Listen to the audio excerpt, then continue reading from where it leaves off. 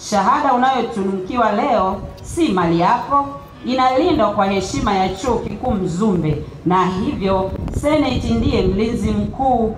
Niwape mfano mdogo sana. Ukishaondoka hapa, tuseme umetunukiwa shahada ya sheria na umepata hadhi ya uwakili baada ya kwenda kusoma shule kuu ya sheria, lakini katika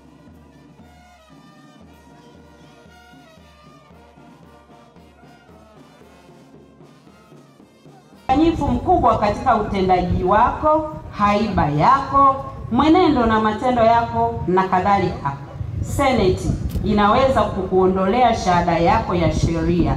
Na hivyo ikishaondolewa, je, wewe una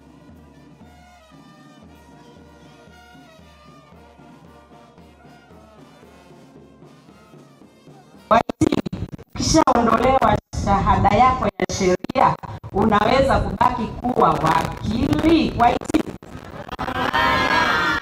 Mheshimiwa Mkuu wa Chuo, alama nyingine za mahafali ni kitabu.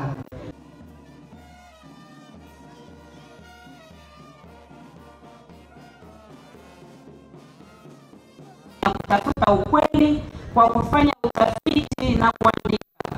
Kitabu ni alama ya kukumbusha wahitimu wetu kuchangia katika kutafuta maarifa mapya